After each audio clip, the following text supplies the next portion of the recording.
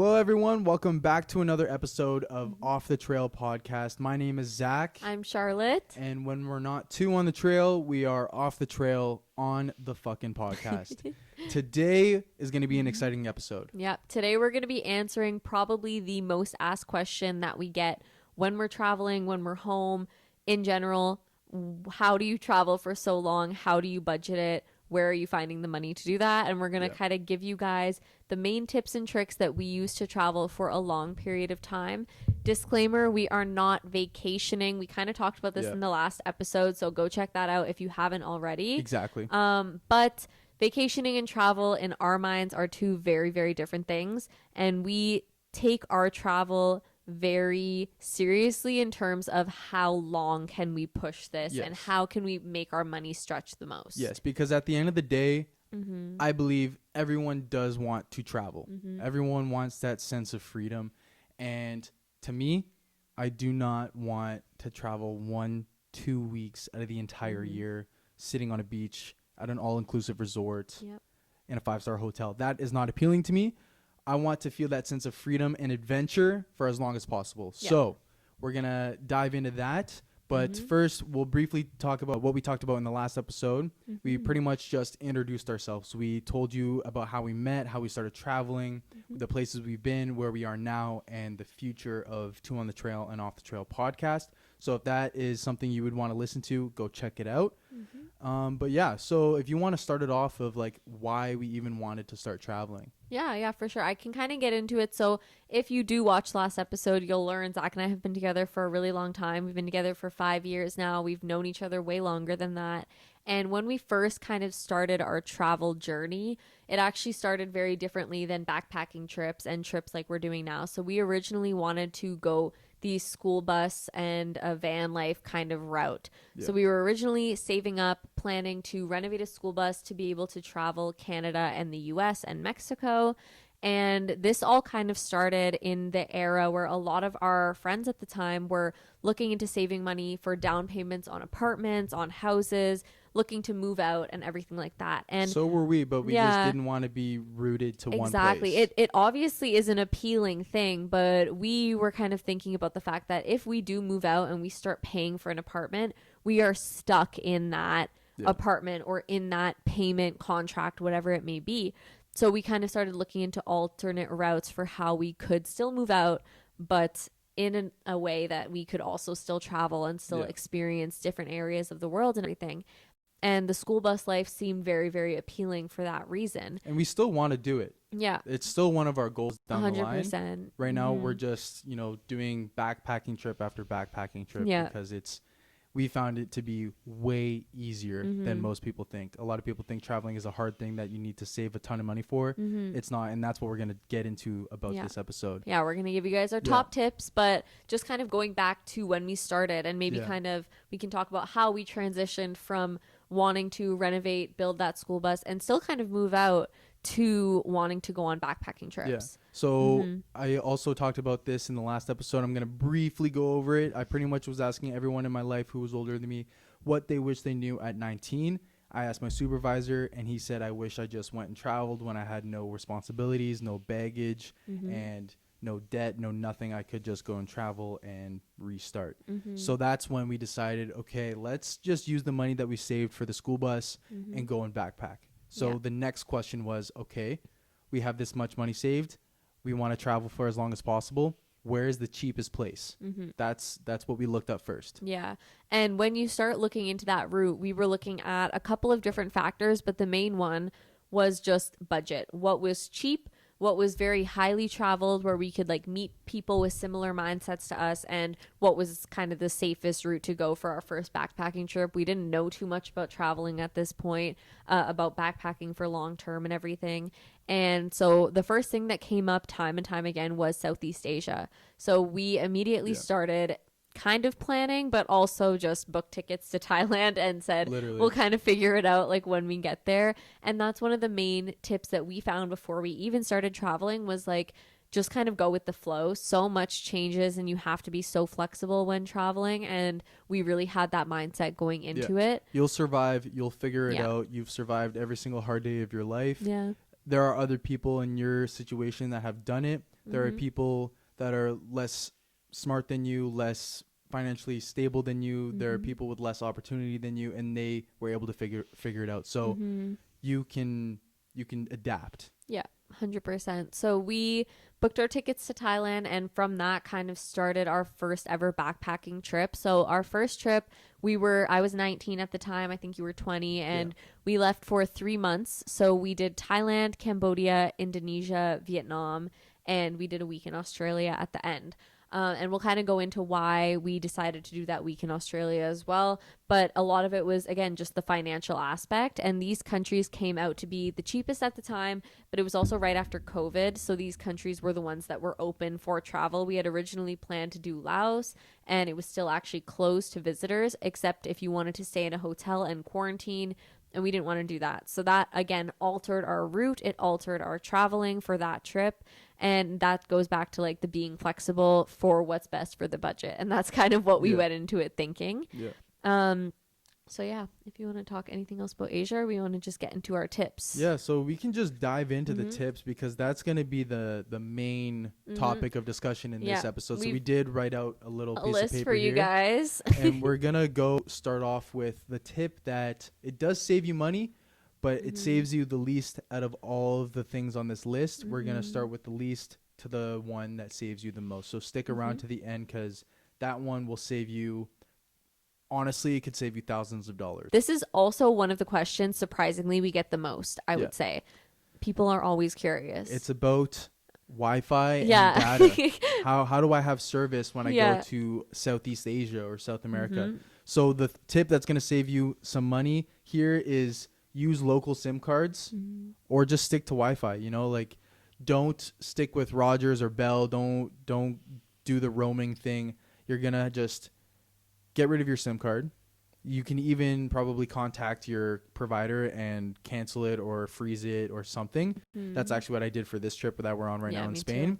And then you're going to take that SIM card out, and when you land in the country that you're visiting, 100% of the time, not 100%, I'm going to say like 95% of the time. Anywhere we've been. So 100% of the countries we've traveled to. There are, what are they called?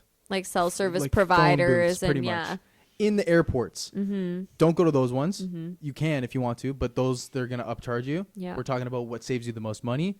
So when you land in the airport, just your priority is just get to your first hostel or hotel. And then the next day you're going to be wanting to get some data. So, but honestly, if you don't really need data, because there's also Wi-Fi everywhere. You know, there's a Starbucks in Thailand, in the buttfuck nowhere in Vietnam. There's a Starbucks. So there's going to be Wi-Fi that you can use if you want to stay in touch with family and friends or whatever. But if you do need that data and that service full time, you can easily find a place to get a local SIM card for super, super cheap. I think we got ours in Thailand at 7-Eleven. And it was unlimited data for $10 a month, I believe, that we were paying. Unlimited data. We had calls to go internationally, local calls, and everything. And we bought it at a 7-Eleven. The guy at 7-Eleven set it up in both of our phones for us, went through the whole process. It was super easy. Yeah, so that's tip number one. Just get a local SIM card or stick to Wi-Fi. Yeah. So tip number 2 is your booking strategy. So this is something that I love to do. I love to plan. I love to look for the best budgets, and I consistently have like at least 5 apps open on my phone at a time, whether it's to book a flight, a hostel, anything else like that. Your best bet is going to be to check multiple apps. Just like to give you guys some idea, booking hostels, I love to look at Hostel World, Agoda, booking.com, anything like that. Even things like Skyscanner, flight.com, sometimes they'll have different hostel deals, even though they're mostly for flights. But I love to check all of those different websites, and you'll usually find a better deal on one than the other. So it's just like being patient and not getting like stressed out if you see a deal and being like, hey, I have to book this one because I'm not going to find something cheaper. Realistically, if you're checking multiple sites, you're finding something cheaper. We were in Asia spending such a small amount of money on hotels every night, and we were booking them last minute. Like it would be 9 o'clock in the morning. We'd be like, okay, where are we staying tonight? Yeah. And so I'd go and check 3-4 different sites, see which ones had those last minute cancellations, and we'd be staying places for say 4 nights for like $20 total. Yeah. Also, side note here, if you're traveling as a couple too, it is sometimes cheaper to just go with a private room. Yeah. Because if you're doing the hostel, the dorm, the shared accommodation, as a solo traveler, that is your smartest bet. But as a couple, and now you're spending $20 instead of $13. You know what I mean? For sure. It would be like, say, $10 each for a bed in a bunk, or $15 for a private room. So if I had been traveling by myself, I would go for the bunk. But because we were traveling together, you know, like it makes it a little bit easier. Yeah. And on that same note, like travel really light. When we say backpacking trips, we mean we had a 65-liter backpack each. That's it for 4 months. We would pack all of our stuff in, compression packing cubes, anything that can make it kind of take up less space. And we would bring our bags as carry-ons on most flights. So we wouldn't be paying baggage fees. We could book those cheap flights that actually stay cheap, because a lot of the time the baggage fees are kind of what builds up the price and everything. And that was another, like, kind of in the same tip of like, look around in multiple applications, look on multiple websites, and try to book those flights and accommodations as cheap as possible. Yeah, and also just in case you're wondering, we actually have a video on everything that we packed for Southeast Asia. And I think we have a video about that for South America as well, because we had to plan for all 4 seasons for South America. Yeah. So, but we use the same bags for South America as well. So if you're curious, you can check out the YouTube and you'll see everything that we brought for 3 months in Southeast Asia. Yeah. And if you ever like wanted more tips on specific packing and everything, I have packing lists from literally every single trip we've ever been on. So let me know and I'd be happy to share those with you. Send us a DM on Instagram and we'll get back to you for sure. Yeah, for sure. Yeah. So tip number 2 or 3 now is you're gonna have to stay in hostels with shared amenities. So going back to what I said earlier, you're not staying in 5-star hotels, you're not staying on an all-inclusive resort, you're going for the cheapest option possible, which is some of the time a dorm room with just a bunk and a shared bathroom and shared kitchen. So that will save you an exponential amount of money, because now you have to share a kitchen, share a bathroom. You only get a bed. I've seen some dorm rooms that are literally, it's just like, it's pretty much the size of a closet. You can't even stand in it, and it's just the space of a single bed. Sometimes, you know, if you want to travel for months on end, you're going to have to budget that and stay in that room, because realistically, you're just using it as shelter. You're just, you're going to bed for the night. You're not hanging out there. You're not having friends over. You're just spending the night and then you're moving on the next day. So that's also why we're going to get into it later. But a lot of our accommodations were actually overnight buses. Yeah. But we'll get into that later. Okay, so tip number 4, and this is a big one. So having a strict budget. This is so important, and something that we really prioritize, especially on our second backpacking trip across South America, is kind of planning how much you're going to be spending every day. In Asia, we were honestly spending probably about 30 Canadian dollars every single day. It was such a low budget because everything is so cheap there.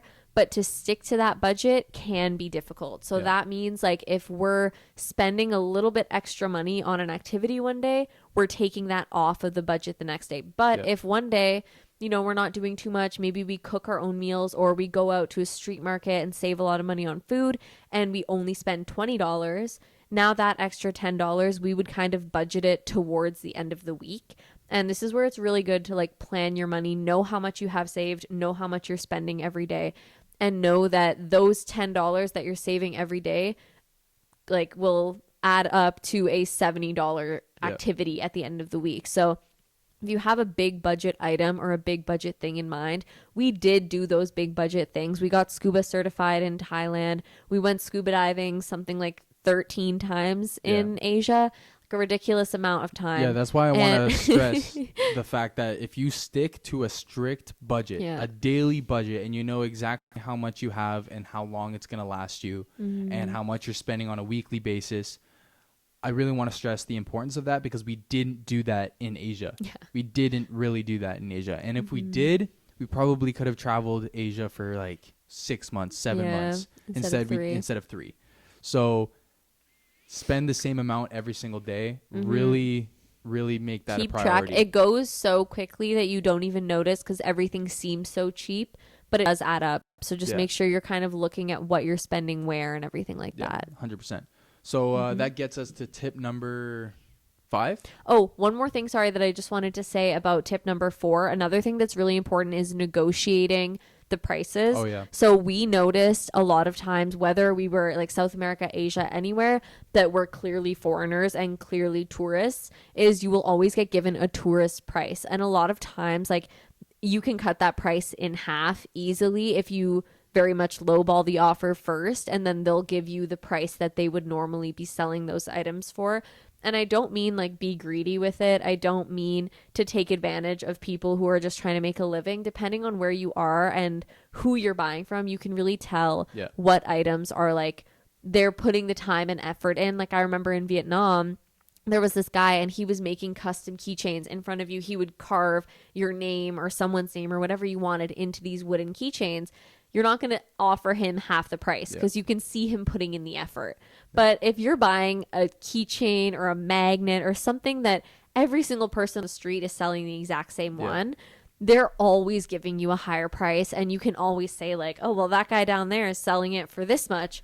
And they'll sell it to and you. And this for is that another much. thing that I wish I knew in Asia, because we were new backpackers. So we just, we gave the price that they said. But in South America, we literally experienced someone giving, because she speaks Spanish. And I know, I understand a little bit, but at the time she was the communicator. So she would literally see the vendor sell it to a local for super cheap. And then we show up and they're like, oh, tourists, yeah, here, take this for 10 times the price. Yeah. Charlotte's like, well, you literally sold it for this much to the local. And then that's where we realized, okay, we should negotiate a little bit more. Yeah. So yeah, bargain wherever you can, honestly. have a strict budget. Yeah. So moving on to tip number 5, stick to, for the activities, as many free activities as possible. So that's hiking, going to the beach, just walking around and exploring the local town or city. Literally, these are the experiences that to me are one of the best, because you're actually experiencing the country, the culture. You're walking around, you're trying the local food. These are all free activities. So try to stick to as many free activities as possible. But also, some of the time you're going to want to do that scuba diving or snorkeling activity. But when that comes to play, do it on your own. You know, there are so many times that we have done a group tour or a guided tour, and at the end we realized, 1, it's not anything that they said it was going to be, or 2, we could have done this ourselves. So do a little bit of research, you know, figure out if it's capable of doing on your own. Most of the time it will be. Even the 5-day Salcante trek that we did with a guided tour, which was great because they gave us accommodations and food that we paid for in advance. So it was worth it for us, but we saw people doing it on their own as well. So yeah, just for activities, tip number 5, this is going to save you a lot of money.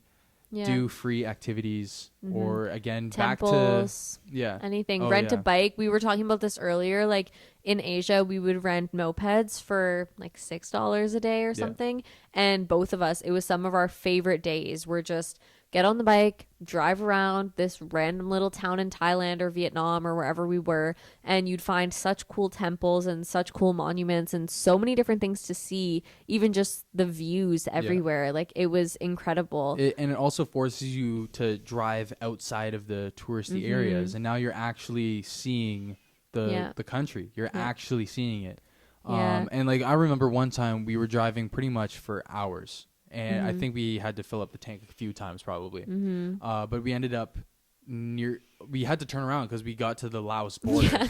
Yeah, we were so north. Like we didn't even realize, you know, we weren't going anywhere. We were just driving, and all of a sudden we're at the border of Laos, and we were like, okay, you got to turn around. Turn around. So yeah, Google Maps, like it's everywhere. You can use Google Maps and see where you are on the road, and you don't have to worry about getting lost or anything. And locals are always so friendly with helping us out. Like in Cambodia, this is Oh, another little yeah, side this is a story. great story. This is a great story. But when we were in Cambodia, it was the same kind of thing. We rented a moped, we went and drove around, and we went to go try to find this waterfall.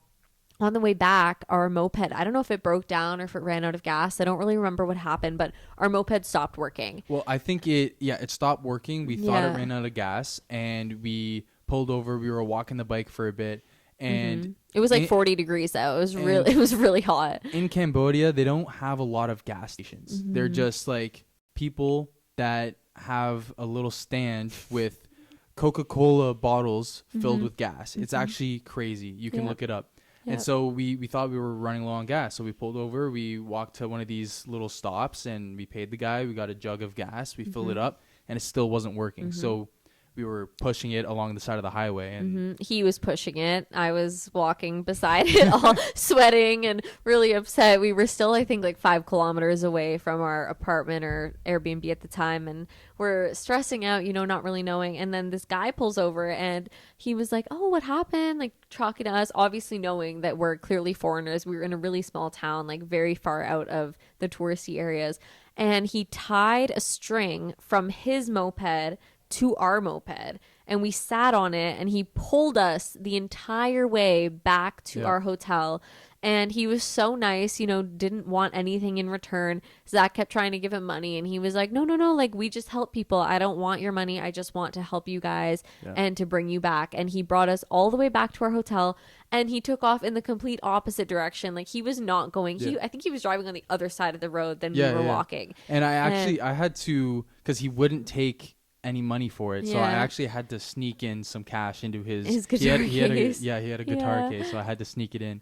Yeah. But yeah, no, they're so friendly in Southeast Asia. And like genuinely, that was one of because Cambodia was only the second country we visited there, and like it was just such a cool experience to see that like kindness come from someone and help us, and also saved us a lot of money because we didn't pay for the bike we ended up bringing it back, and I think they fixed it and everything like that. And yeah, so definitely just trust the locals, do those free activities. People who live in those countries are doing all these beautiful things for free. And most of the time you're there to see the country, look at the landscapes, everything like that. Yeah.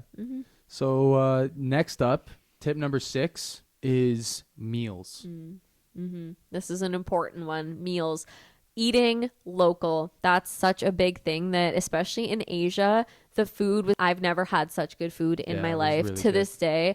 It was absolutely incredible, and definitely hit the street markets. Don't be worried about Bali belly and getting sick.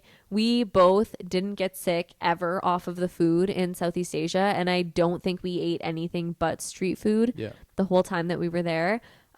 Just be smart about it. You're not going to be eating at your restaurants and your meals that you're used to eating back home, and that's a good thing.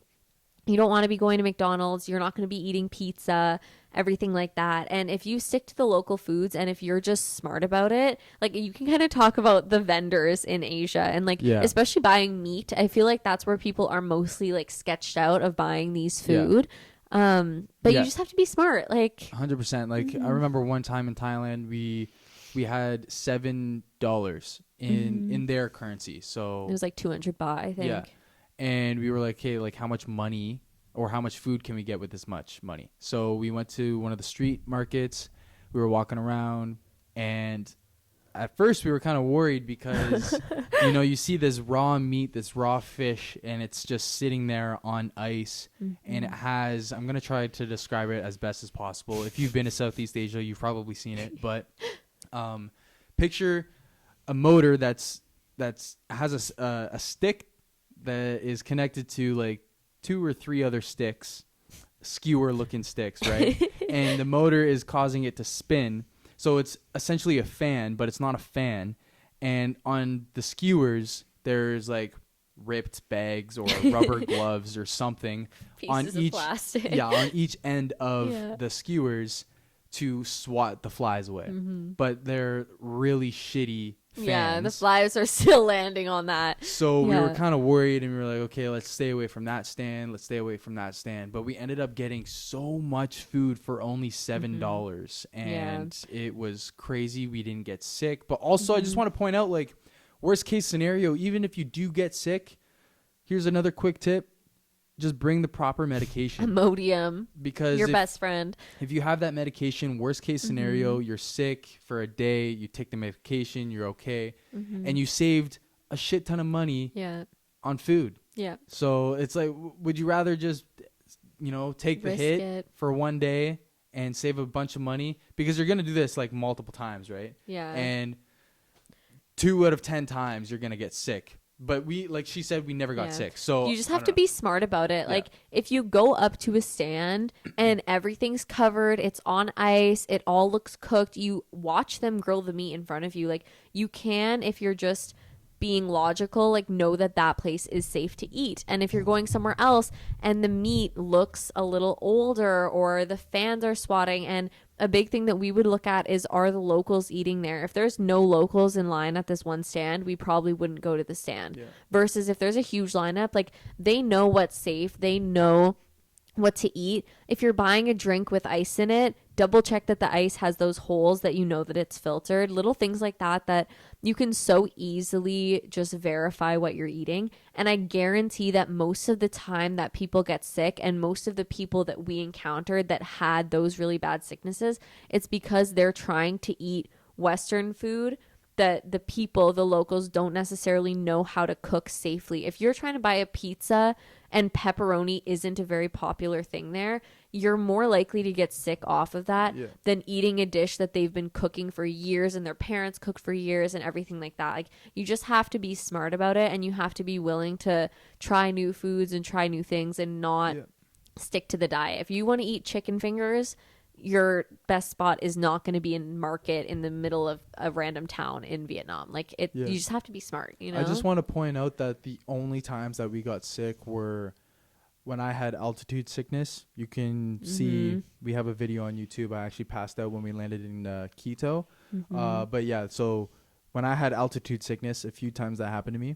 And when she drank some local lemonade. So it wasn't even the clean food. Ice. Yeah, that was also my fault, is that it was ice that wasn't filtered, and kind of knew that going into it, but it was like, might as well risk it. And then the place that we were staying at the time, one of the locals brought me like this jug full of some random juice thing. It tasted so bad, but they were like, drink this overnight and you will feel better tomorrow morning. And the next day I felt totally fine. Like it was something from the Amazon that we had been staying in, and made me feel great. It looked like a huge jug of like Fruitopia. Yeah, did not taste like Fruitopia. No. And the potion that I drank that healed my altitude sickness in Peru was a tea, but it literally tasted like they put coals from a fire into water. I was drinking like a straight black ash tea. It smelled like an ashtray. Tasted horrible.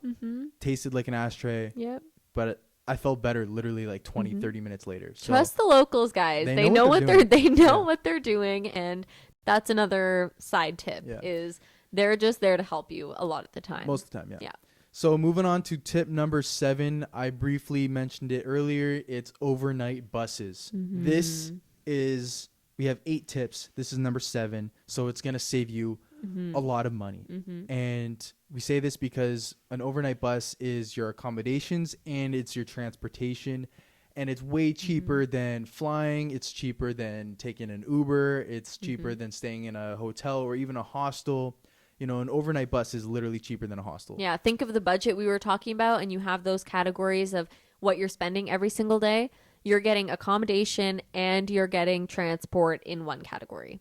For less than cheap. Yeah, so cheap. But disclaimer.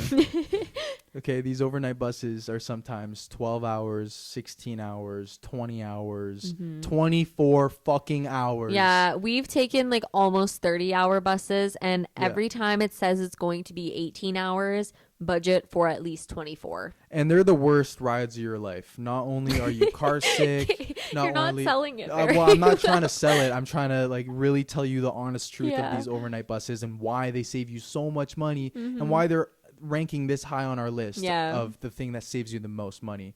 And it's because you get that overnight accommodations and transportation, but you are car sick, you're hot, you're hungry, you haven't taken a piss in 6 hours, you know, It's horrible. You're going up and down in elevation depending on where you are. You know, a lot of the times in South America, you're driving through the mountains, twisting and turning. It's horrible. It's literally such a bad experience. But is it worth it? So much money. It's so worth it. Yeah, so 100%. that is why it's so high on the list. It's definitely, you know, it's a sacrifice that you have to make. And there's pros and cons to everywhere. Like in Asia, major pro with the overnight buses was that they were actual beds. So we went on one in Cambodia that was literally a mattress, and it had a curtain, and you could actually go to sleep and have a very good experience on those ones. But con, the Asia buses did not have bathrooms, and I would go crazy on those buses not being able to go to the bathroom. Sometimes it would be a 24-hour bus ride and they would stop once, and sometimes they wouldn't even let her off because she's a girl. Yeah, they would stop. Well, that's like if they stopped in an actual bathroom. Other times, like, you know, the bus driver, he can pull over whenever he wants to go to the bathroom. So he would pull over and all the men would get off and I'd go up to the front of the bus like so excited, and they would they'd be like, no, only the men are allowed off because, you know, it's because they're literally taking a piss on the side of the road. And you have to go squat. And many times I would be like, you know, let the men do what they want. I'm getting off this bus and I'm squatting and peeing in front of everyone here. And like, little TMI, but you know, I had to do what I had to do, and I knew I was never going to see a lot of them again. So you have to kind of sacrifice that. South America, they had bathrooms. But we sacrificed the comfort of the seats. It was like a 45-degree angle if we were lucky. Sometimes we'd get on and it didn't even recline those seats. And like, you just have to kind of sacrifice. They had little footrests that you had on some of those buses, but which if you're a tall person are literally pointless. Very pointless. You end up kicking it up and putting your feet underneath the seat of the person in front of you anyway. So. But we saved so much money. So, you know, you got to have that. What stretches out the travels so much. Yeah. So what do you want? We added it up, and I think we did about over 300 hours at least. I think it was about 330 hours in South America on these buses, which is ridiculous for a 4-month period. But especially because the month that we weren't taking any buses because we were just volunteering. So for 3 months.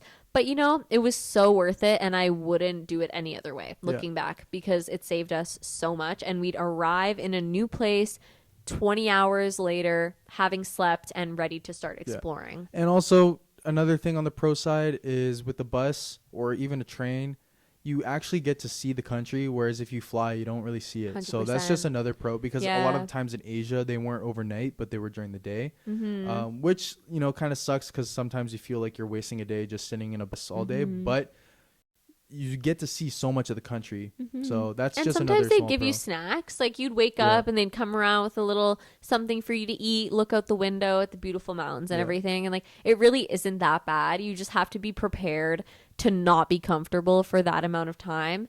But it's definitely worth it for what you get out of it, I would say. And that's why it ranked so high on our list. It wouldn't have ranked so high if we didn't have positive things to say about it as well. It's worth it. Let's just end it with 100%. that, honestly. Moving on to the tip that saves you the most amount of money. Tip number 8. This can save you thousands of dollars. And it's because it's volunteering or working away from home. So we put this at the top of our list because we volunteered in Ecuador for a month at Yachana, teaching English as a foreign language to students. And we were there for a month. They gave us accommodations. They gave us food. All we had to pay for were flights to Ecuador, and then we got to experience Ecuador for a month. The rainforest. Living in the Amazon. Yeah, not just Ecuador. Like, we were in the Amazon rainforest. It was amazing. And we chose to do it only for a month too. Like, we could have done it for longer as well. And you can find. We use World Packers, the app, to find this placement. You can use this app to find other placements all over the world, literally anywhere in the world. So you could literally set up a full year or 2 or 3 or however long you want of just going from volunteer placement to volunteer placement, because it didn't feel like work at Yachana, and it didn't feel like we were even volunteering our time.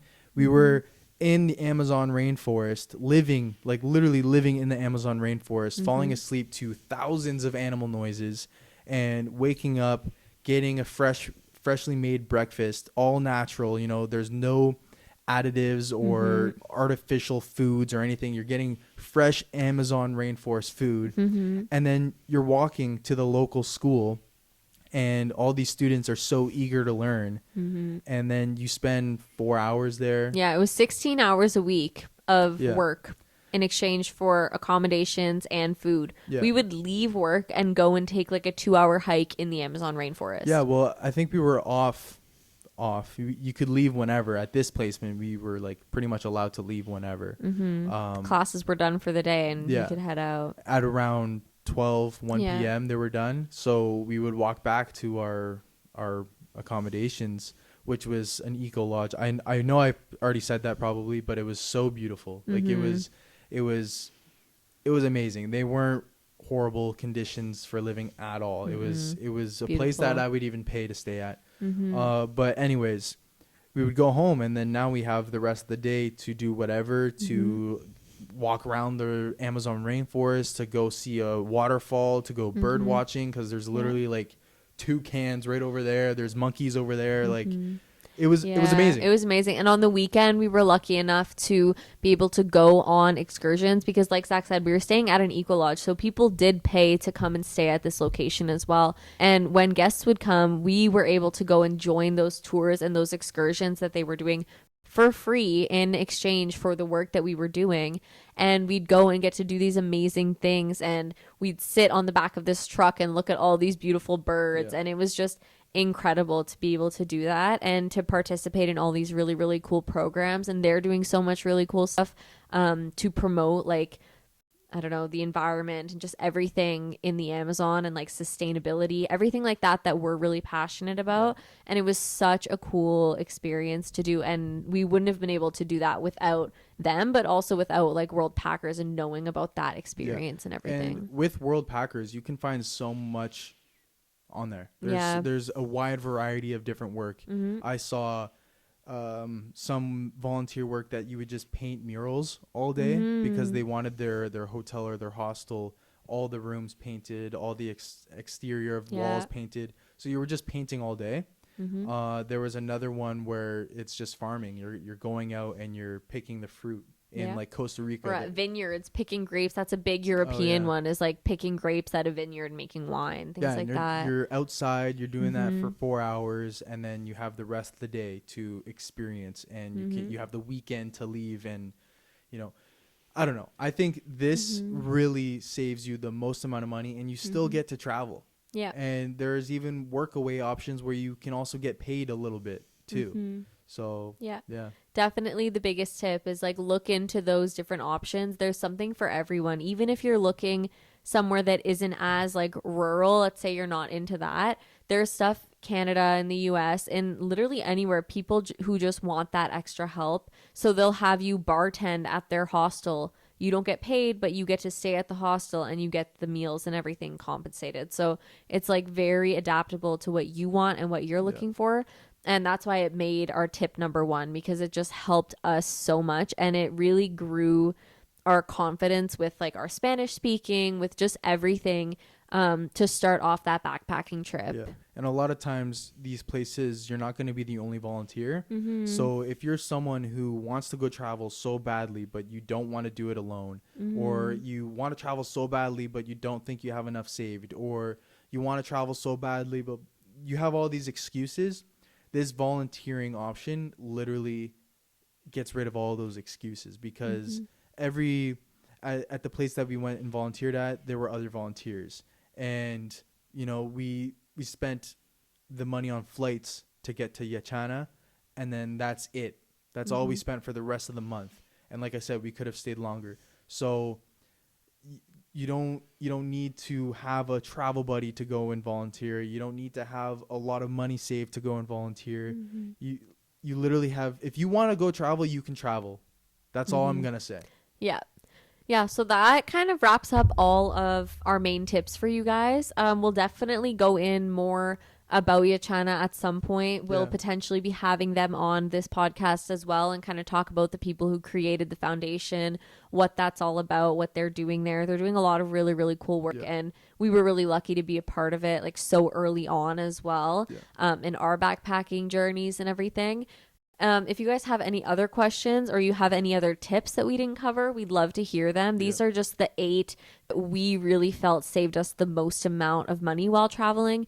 And the main reason we traveled for so long were because of these tips, I would say. Yeah. So if you thought this podcast was useful, helpful, or if you just flat out enjoyed this episode, like, comment, share, follow along. And yeah, we're excited to see you in the next episode. Yeah, we got a lot of cool listening. stuff coming up. So stay tuned. Yeah. Yeah. Peace out, guys. Bye.